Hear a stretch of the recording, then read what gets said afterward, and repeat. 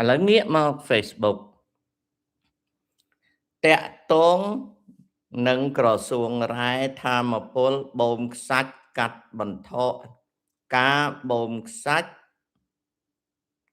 កាត់បន្ថយបាក់ដីតាមច្រាំងមាត់ទន្លេលោកតាអត់តន់ជឿចៅនិយាយទេណាប្រាជ្ញធុរាយតែតាបានឆ្លើយរឿងបូមខ្សាច់ហើយបញ្ហាបាក់ច្រាំងស្ទឹងទន្លេបញ្ហាបាក់ច្រាំងស្ទឹងទន្លេមានតាក់ទងនឹងបូមខ្សាច់តែមិនមែនតាក់ទងនឹងបូមខ្សាច់ជាចំពោះដែលប្រែមកទៀតថាការបូមខ្សាច់មិនមែនជាមូលហេតុធំនៃការបាក់ច្រាំងទន្លេស្ទឹងទេក្រសួងថាមពលនិងរ៉ែឬក៏មន្ត្រីដូចជាមិនបាននិយាយដូចចៅនិយាយទាំងស្រុងទេឈប់ឈួតជឿតាម Facebook ឬក៏ YouTube Social Media ដែលគេត្រូលរឿងបង្កហេតុថាបូមខ្សាច់វាបាក់ច្រាំងវាមានកើតឡើងអញ្ចឹងមែនតែការបាក់ច្រាំងស្ទឹងទន្លេមិនមែនមូលហេតុធំមកពីការបូមខ្សាច់ទេស្ដាប់ឲ្យបាននេះចេមសុកនិយាយ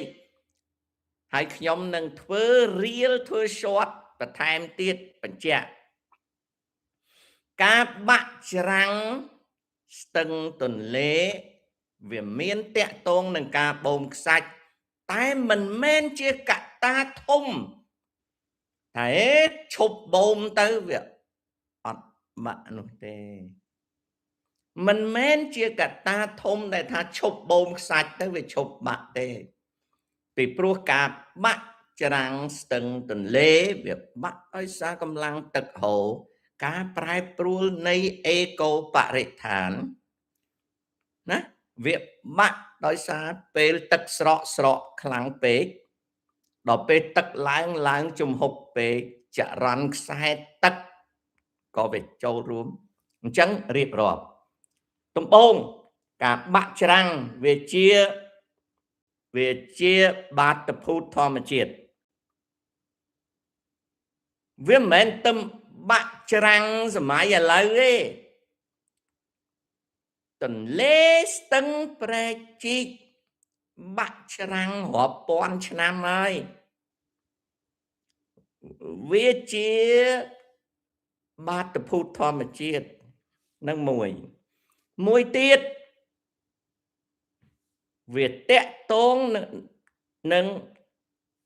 បរិស្ថាននៅពេលទឹករីងហើយនឹងពេលទឹកឡើងពេញទឹករីងក៏វាបាក់ច្រាំងប៉ុន្តែយើងមើលអត់ឃើញវាបាក់ទេតែវាបាក់ដល់ពេលទឹកឡើងក៏វាបាក់ចរន្តទឹកហូរលឿនពេកក៏វាបណ្ដាលឲ្យបាក់ណាអូខេណាវាបាក់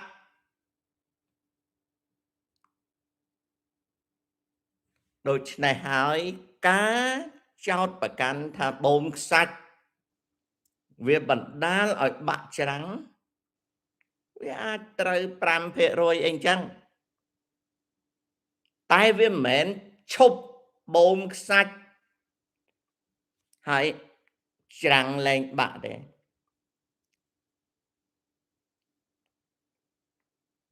មិនមែនទេអញ្ចឹងព័ត៌មានដែលគេត្រូលតាមប្រព័ន្ធបណ្ដាញសង្គមហ្នឹងវាអត់ពិតអញ្ចឹងទេអត់ពិតទេណាការបូមខ្សាច់ បើនិយាយពីអំពើពុករលួយអាហ្នឹងយើងដឹងទាំងអស់គ្នាណាយើងដឹងទាំងអស់គ្នាអូខេយើងដឹងទាំងអស់គ្នាតែបើនិយាយថាតើត្រូវបូមទេចម្លើយថា yes រាជការផែនដីត្រូវគ្រប់គ្រងអាជីវកម្មបូមខ្សាច់ដើម្បីយកឈ្នួលមានន័យថាសមត្ថកិច្ចរាជការណាដែលគ្រប់គ្រងលើរឿងផ្លូវទឹកហ្នឹងណាត្រូវគ្រប់គ្រងដាក់ច្បាប់ដាក់វិន័យឲ្យបានត្រឹមត្រូវហើយប្រមូលពន្ធដារនិងប្រមូលថ្លៃដែលគេដេញយកទៅបូមខ្សាច់ហ្នឹងឲ្យបានលុយចូលឃ្លាំងរដ្ឋកាត់បន្ថយនិងគ្រប់គ្រងអំពើពុករលួយហើយតាមដានមើលអំពីហានិភ័យនៃអាជីវកម្មបូមខ្សាច់អានោះខ្ញុំគាំទ្រតែបើជឿតាមការឃោសនាថាបូមខ្សាច់បាក់ច្រាំងអត់ពិតអញ្ចឹងទេណាអូខេ Broskalem និសេធថាក្រសួងអ្នកនិយាយតាគួរណាស់មើលក្រសួងសិនមិនបាច់ទេកូនស្ដាប់ឮសូវគេនិយាយខ្លះណាគ្មានហេតុផលទេគឺនិយាយចូលទៅតាមថាឥឡូវតាសួរចៅឯងវិញ Bro ខំបើឈប់បូមខ្សាច់ឈប់បាក់ច្រាំងទេមើលមានអ្នកណាឆ្លើយមកឥឡូវចៅជួយឆ្លើយតាមមកចៅមានទំនោរទៅលើថាបូមខ្សាច់បាក់ច្រាំងឥឡូវបើឈប់បូមខ្សាច់វាឈប់បាក់ច្រាំងទេ yes or no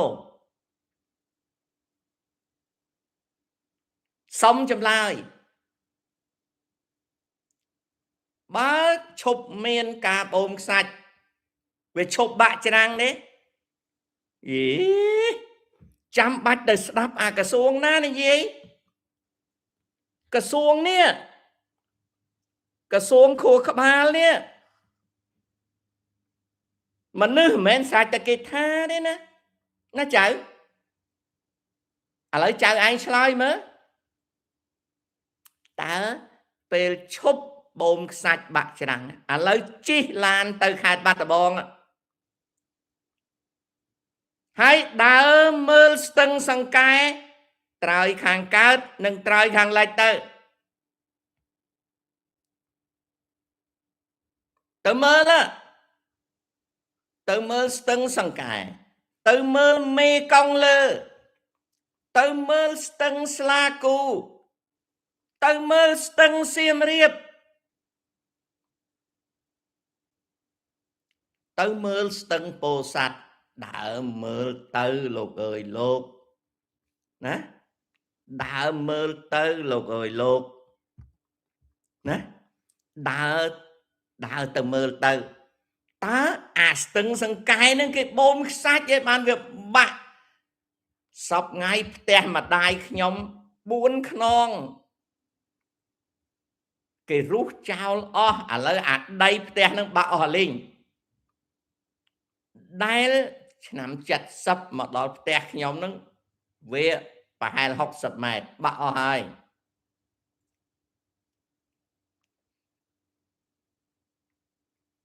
អញ្ចឹងហេតុផលរបស់ចៅជួយប្រាប់តាមើលជួយកែតាមើល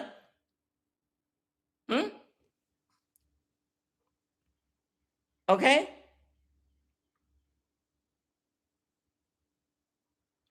អូចៅឯងទៀមទាឲ្យក្រសួងប្រើខួរហើយចុះចៅឯងមានប្រើខួរទេខួរប្រើទាំងអស់គ្នាងាប់អញហើយចៅឯងមើលតាណាតាសប្ងៃប្រធានាធិបតីតាឈ្មោះអីកូនឈ្មោះ Donald Trump សង្គ្រាមនៅអ៊ីរ៉ាន ចៅឯងមើលសង្គ្រាមនៅអ៊ីរ៉ានតាគិតយ៉ាងម៉េចតាគិតថានយោបាយលោកត្រាំគាត់កំពុងផុងខ្លួនការធ្វើសង្គ្រាមវាខុសអូខេហើយចុះចៅឯងមានខួរគិតទេចៅឯងចង់ចាប់សម្ដីអាក្រសួងនឹងនិយាយហើយយកមកឲ្យតាហ្នឹងគិតម៉េចគិតជេរអាក្រសួងហ្នឹងអាហ្នឹងមនុស្សចេះប្រើក្បាល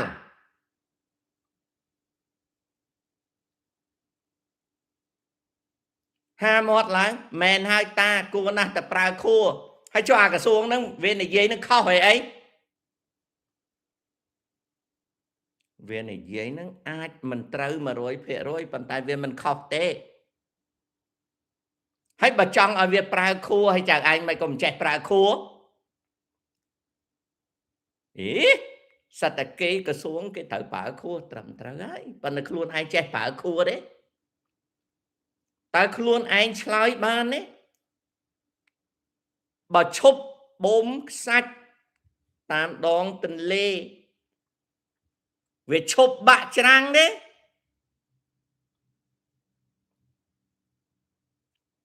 វាឈប់បាក់ច្រាំងទេបើតវ៉ារឿងបូមខ្សាច់ពុកអាលួយណាបើតវ៉ារឿងបូមខ្សាច់ពុកអាលួយអាហ្នឹងតាគាំទ្រ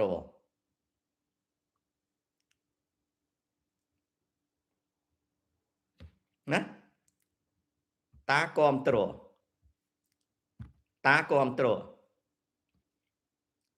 បើថ្កោលទោសអំពើបូមខ្សាច់ពុកអលួយកងសុកគាំទ្រ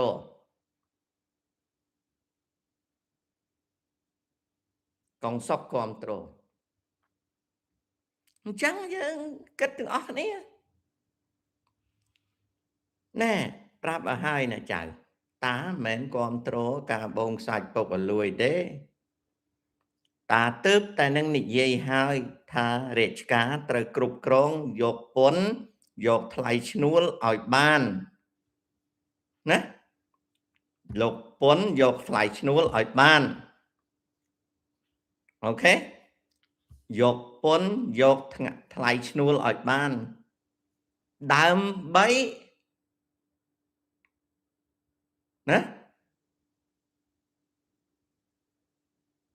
ណារិននិយាយថាឈប់បូមមានបាក់តែវាបាក់តិចតួចណាស់ឥឡូវធ្វើ survey នៅស្ទឹងសង្កែខេត្តបាត់ដំបងទៅអត់មានបូមទេតើវាបាក់ប្រមាណមានធ្វើ survey ទេ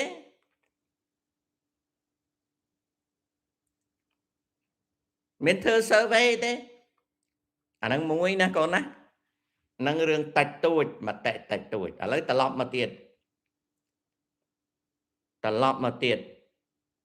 ណាត្រឡប់មករឿងមួយទៀតតាប្រឆាំងនឹងរឿងបូមខ្សាច់ពុកអលួយឥឡូវចូលដល់រឿងមួយទៀតតើបូមខ្សាច់មានប្រយោជន៍ឬ